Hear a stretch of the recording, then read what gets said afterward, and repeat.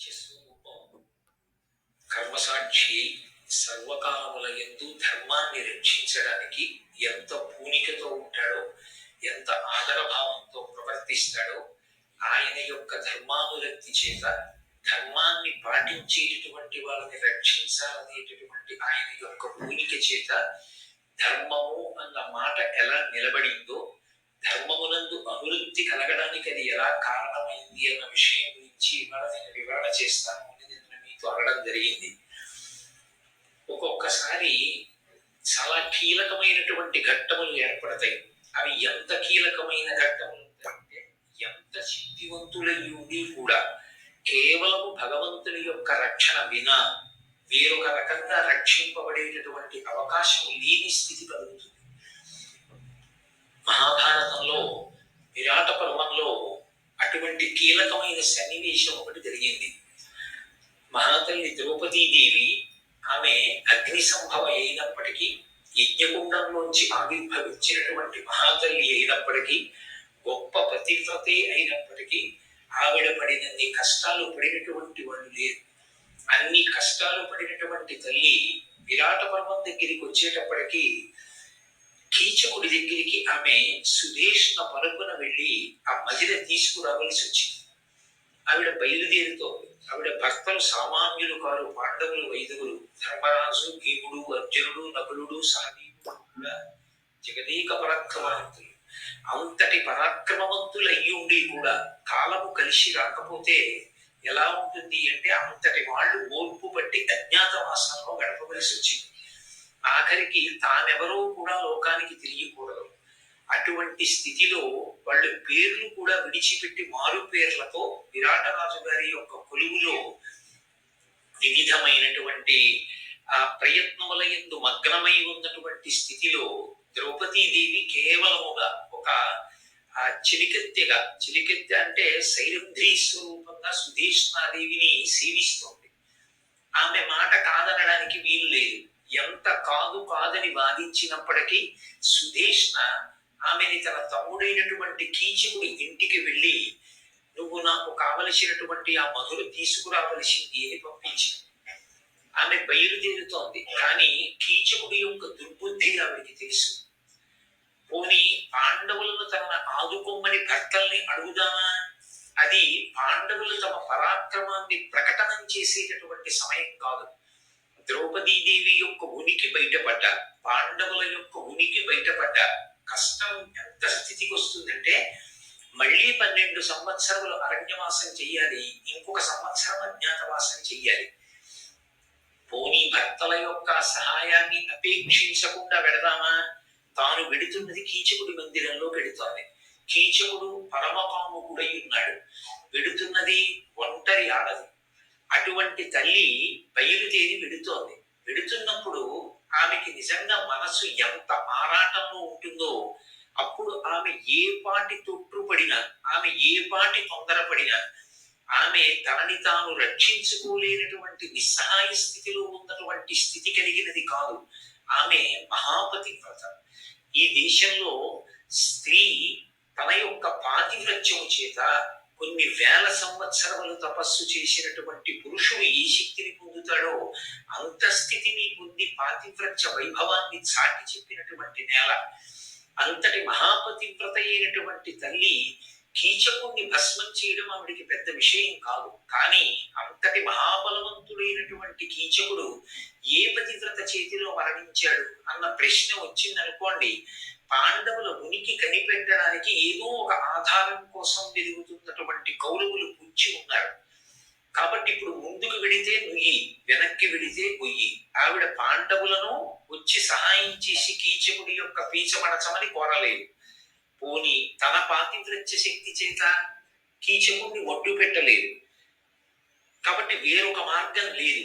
కానీ ఆమె మాత్రం ఆ సంకటం నుంచి బయటపడాలి. గొప్ప ఆపద అంటే మన బుద్ధి చేత మనం దాటలేనటువంటి పరిస్థితి. అప్పుడు ఏ కారణం చేత బయటపడడానికి అవకాశం లేదు. ఆ తల్లి సుధేష్ణ మందిరం నుంచి బయటికి వచ్చి కీచకుడి మందిరం వైపుకి నడుస్తూ ఆకాశం వంక చూసింది. సూర్య భగవానుడు ప్రకాశిస్తున్నాడు. ఆమె వెంటనే ఆయన వంక తిరిగి ఒక నమస్కారం చేసింది. ఆవిడంది, పాండవులకేను తప్పని మనము కలదానినగుదు నీవు కమలమిత్ర, కీచకుని దశ నాకొక కీడు తిరువు కలుగకుండగా రక్షింపు కరుణతోడా అంది. దయతో ఓ సూర్య భగవానుడా నన్ను రక్షించు. ఏ కారణానికి రక్షించాలి? పాండవులకేను మనము తప్పక కలదానినగుదు నేనినో కమలమిత్ర, ఓ కమలమిత్రుడైనటువంటి సూర్యుడా, నా యొక్క మనస్సు సర్వకాలముల యందు పాండవుల యందే ఉన్నది నిజమైతే, పాండవుల యందే మనస్సు ఉండడము అన్న మాటకు అర్థం కేవలం కామమోహితే ఉండడము అని కాదు. ఆమె అడుగు తీసి అడుగు వేస్తే, ఆమె ఎప్పుడు ఏది ఆలోచన చేసినా, నేను వాళ్ళ ధర్మపత్నిని కనుక నా యొక్క నడవడి చేత నా భర్తల యొక్క ప్రతిష్ట ఇనువడించాలి తప్ప, ద్రౌపదీదేవి ఇలా ప్రవర్తించింది అన్న కారణంగా నా భర్తల యొక్క కీర్తికి కళంకం రాకూడదు, వాళ్ళు కష్టాలు మళ్ళీ పడకూడదు అని నిరంతరము నేను ఆలోచించేదానైతే, నా మనసులో భర్తలైనటువంటి పాండవుల గురించినటువంటి ఆలోచనలు తప్ప అన్య పురుషులకు సంబంధించినటువంటి ఆలోచనలు ఎన్నడూ లేనిదానైతే, ఇది ఎవరికి తెలుస్తుంది? కర్మసాక్షి కనుక ఆయనకు ఒక్కడికే తెలుస్తుంది.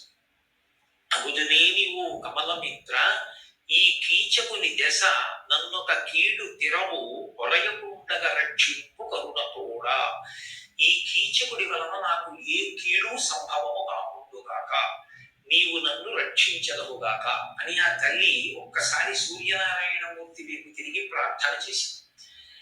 విన్నాడు మహానుభావుడు. ఇప్పుడు ఆయన కూడా కీచక వధ చేయించకూడదు. ఎందుకంటే కీచక వధ జరిగిందనుకోండి, సూర్యుడు అనుగ్రహం చేత కీచక వధ జరిగిన అంతటి మహాబలవంతుడు కీచకుడు ఏ సమయంలో చనిపోయాడు? ద్రౌపదీదేవి వెళ్ళినప్పుడు చనిపోయాడు. కాబట్టి ద్రౌపదీదేవి వెళ్ళినప్పుడు ఎవరు రక్షకులుగా వచ్చి చంపారు కీచకుడిని అన్న ప్రశ్న వస్తుంది.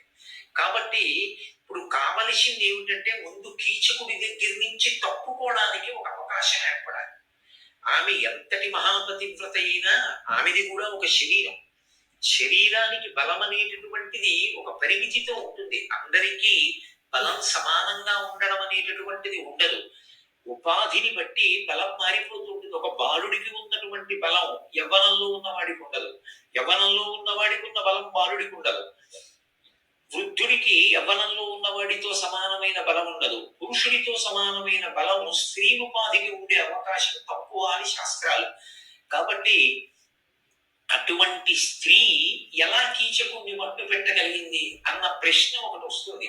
ఈ అనుమానం అనేటటువంటిది ప్రబలిందనుకోండి, ప్రబలిన ఉత్తర క్షణంలో కౌరవులకు పాండవుల యొక్క అజ్ఞాతవాస భంగం చేయడానికి కావలసినటువంటి అదును పట్టుకోవడానికి అవకాశం ఇచ్చినది అయిపోతుంది. కాబట్టి ఇప్పుడు ఈ ఆపద ఎలా తప్పుకోవాలి? కీచకుని వలన కీడు కలగకుండా నన్ను రక్షించు.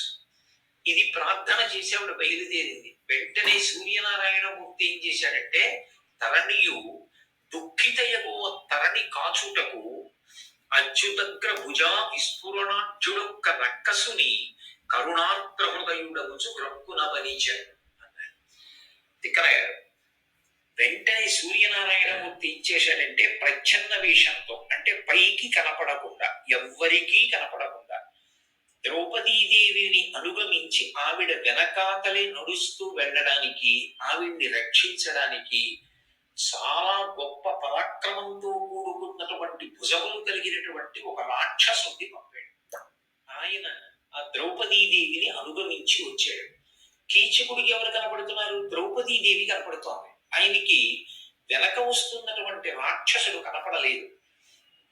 ఒక స్థితిలో వాళ్ళిద్దరి మధ్య వాదన జరిగిన తరువాత ఆమె తనతో అలా ప్రవర్తించడం దోషము అని చెప్పినా సరే, మద్యపానం చేసి ఉన్నటువంటి కీచకుడు ఆమె పట్ల ఏ విధమైనటువంటి గౌరవం లేకుండా తన యొక్క పరిధిని అధిగమించి ఆవిడ చెయ్యి పట్టుకునేటటువంటి ప్రయత్నం చేశాడు. ఆ ప్రయత్నం చేసి చెయ్యగాని తనుగాచి వెనక వచ్చిన ఆ ధనుజుని మహాబలము తన తనువందను అతని చీవిదల్చి రభసంపున ద్రుపద పుత్రిక తన భవనము వెడలే.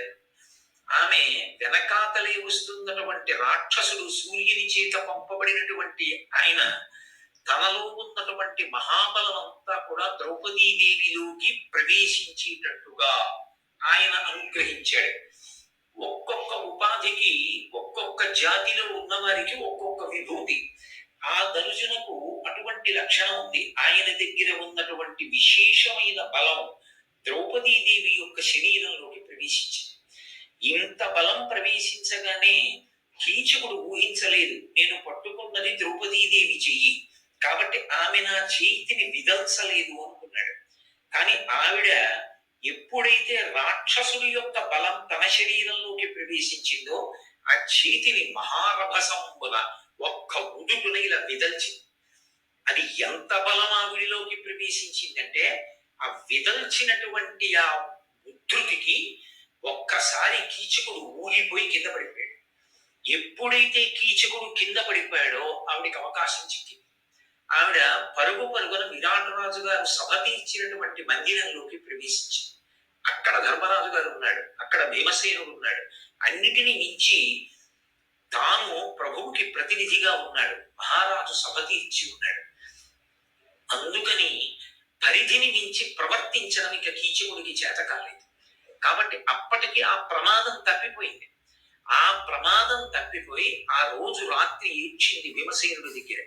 ఏమీ బెంగపెట్టుకోకు, మనం ఆలోచన చేద్దామని ఆ రోజున పాండవులు కూర్చుని ఆలోచన చేసి ద్రౌపదీదేవి యొక్క సంజ్ఞ చేత కీచకుడు ఆ నర్తనశాల ప్రవేశం చేసేటట్టు ద్వంతాకారిత కుట్టిమ ఘన స్తంభావళి రూపమన్ ప్రాంతాది ప్రవిభాగ భోగ నిలయ ప్రద్వారమం గాతరస్వాంతరాసకరంబునై దురభివేశంబైన యాలోను నిశ్చితుడై సతికీలు పట్టుకుని చుచ్చను భీముడచ్చుక్రతన్నంటారు తిక్కరగారు. ఆ ద్రౌపదీదేవి చెయ్యి పట్టుకుని భీమసేనుడు నర్తనశాలలోకి ప్రవేశించడం, ద్రౌపదీదేవియే వచ్చిందనుకుని కీచకుడు భీముడితో సంభాషణ చెయ్యడం, భీముడు కీచకుడిని మట్టు పెట్టడం ఒక్క రాత్రిలో జరిగిపోయే సంఘటనలన్నీ కూడా. కాబట్టి ఆ క్షణంలో నిజంగా ద్రౌపదీదేవికి ఏదైనా కీడు జరగడానికి కాని లేదా ఆవిడ తన పాతివ్రత్య ప్రకటనం చేయడం కాని పాండవులు ప్రత్యక్షంగా జోక్యం చేసుకోవడం కాని జరిగి ఉంటే ఇంత ధర్మాన్ని పట్టుకున్నటువంటి పాండవులు మళ్ళీ 12 ఏళ్ళు అరణ్యవాసానికి వెళ్ళిపోవలసి ఉండేది.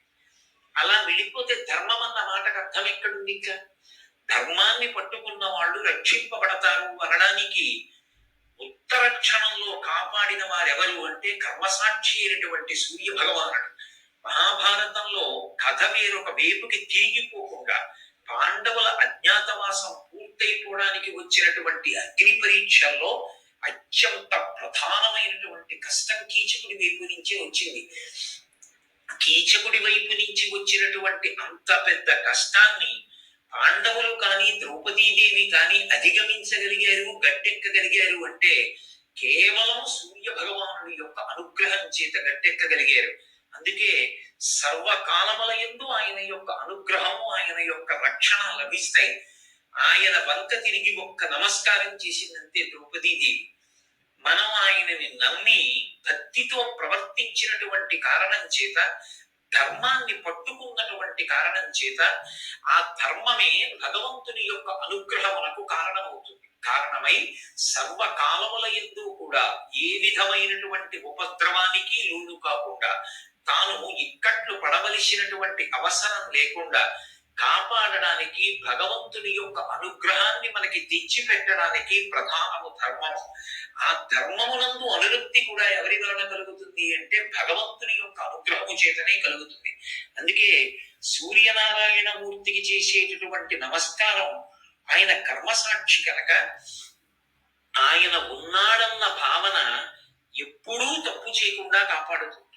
మీరు చూడండి, తప్పు చేసేటప్పుడు నిజానికి ఎన్ని ఉన్నా కూడా మనిషి తప్పు చెయ్యకుండా కాపాడలేవు. నేను అక్కడే రామాయణం పెట్టినా, అక్కడే భగవద్గీత పెట్టినా, అక్కడే భారతం పెట్టినా తప్పు చేసేవాడు తప్పు చెయ్యకుండా ఉంటాడన్న నమ్మకం లేదు. కానీ తప్పు చేసేటప్పుడు కొంతలో కొంతవాడు భయస్థుడు అనడానికి ఉదాహరణ ఏంటంటే, ఇంకొకళ్ళు ఉండగా చూస్తూ ఉండగా తప్పు చేయడానికి భయపడతాడు అన్నాను అనుకోండి, కొంతలో కొంత సద్బుద్ధి కలిగింది. అయ్యో ఇతరులకి తెలిసేట్టుగా తప్పెలా చేస్తాను అన్నపాటి పిరికితనం ఉన్నా గొప్పదే. అది భగవానుడు ఒకడు ఉన్నాడు అన్నాను అనుకోండి, ఆయన సూర్యుడిగా రాత్రి చంద్రుడిగా చూస్తూనే ఉన్నాడు నువ్వేం చేస్తున్నావు అంటే, ఇప్పుడు ఆయన చూస్తే ఏమవుతుంది అంటే ఆయన చిత్రగుప్తుడై వ్రాసుకుంటాడు చేసిన పనిని. చిత్రగుప్తుడంటే ఎవరో ఎక్కడో ఉంటారని కాదు,